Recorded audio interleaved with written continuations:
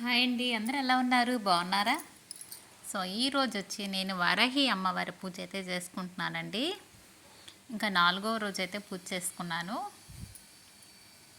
అమ్మవారికి అయితే పానకమును ధూపం కంపల్సరీ వేసుకోవాలండి. అలాగే దానిమ్మ గింజలు అయితే పెట్టాను ఒలిసి.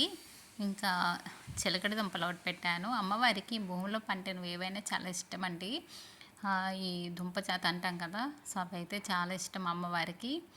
అందుకనేసి బీట్రూట్, క్యారెట్ ఇలాంటివి ఏవైనా పెట్టవచ్చు, అమ్మవారికి నైవేద్యంగా సమర్పించుకోవచ్చు. అలాగే రెడ్ పూలు అంటే అమ్మవారికి చాలా ఇష్టము. అంటే ఎరుపు అంటే చాలా ఇష్టం అండి.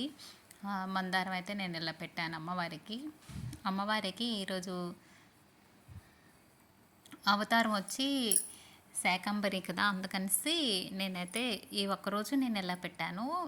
బెండకాయలు అయితే చుట్టూ పెట్టానండి. పెట్టేసి పువ్వులు కూడా పైన పెట్టి ఇలాగా అలంకరించుకున్నాను. సో అది వచ్చి నాకు దండలా కనిపించిందండి. చాలా బాగుంది అమ్మవారి చుట్టూ ఇలాగ అలంకరించుకుంటే. ఇంకా అన్ని దేవుళ్ళకి ఒక్కొక్క గులాబీ అయితే పెట్టానండి, రెడ్వి. చూసారా, బెండకాయలతో ఇలాగా అమ్మవారి చుట్టూ ఇలా పెట్టేసరికి చాలా బాగున్నారండి అమ్మవారు. ఇంకా అమ్మవారికి అయితే ధూపం అయితే వేశాను. అలాగే తులసి మాల ఒకటి సమర్పించుకున్నానండి. ధూపమును పానకం అయితే డైలీ పెట్టుకోవాలి. మిగతా నైవేద్యం ఏదైనా పెట్టొచ్చండి రోజును. ఈ రెండు మాత్రం కంపల్సరీ డైలీ ఉండాలి. మనం ఎన్ని రోజులు చేసుకుంటే అన్ని రోజులను. అలాగే అక్షంతాలతో అష్టోత్తరాలు అయితే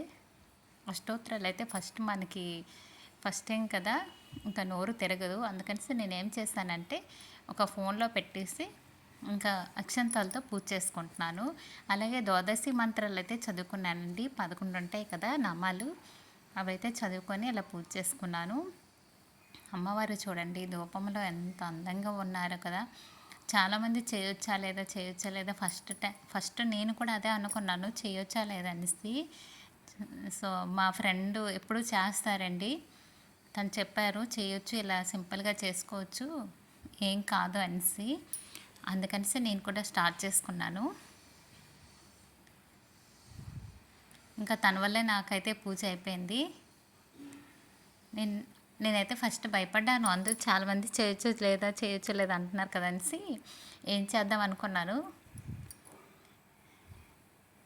ఇంకా అమ్మ దయ అనేసి నేను కూడా స్టార్ట్ చేసుకొని అమ్మవారికి అయితే పూజ చేసుకున్నానండి. చాలా హ్యాపీగా ఉంది. అలాగే లలితా సహస్రనామాలు అయితే చదువుతున్నాను. అమ్మవారికి ఏంటంటే ద్వాదశి మంత్రాలు చదవచ్చు, అష్టోత్తరాలు చదవచ్చు, లలితా సహస్రనామాలు కూడా చదవచ్చు. సో అమ్మవారికి ఏంటంటే ఈవినింగ్ కాదు కదా, టైం అవుతుందనేసి లేదు, నైట్ టైం చేసుకోవాలి కనుక ఎంత టైం అయినా మనకు ఉంటుందండి.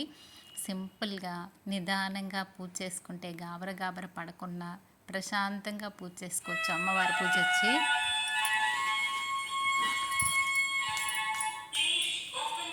ఇలాగైతే పూజ చేసుకున్నాను నేను. ఇంకా నైట్ అయితే లైట్ కూడా ఆఫ్ చేసి చూడండి అమ్మవారు దీపకాంతల్లో ఎలా ఉన్నారు. మనం ఎప్పుడైనా పూజ చేసేటప్పుడు లైట్ కూడా ఆఫ్ చేసి దీపం వెలుగులో అమ్మవారిని చూస్తే చాలా బాగుంటారండి. చాలా ప్రశాంతంగా చాలా బాగుంటారు.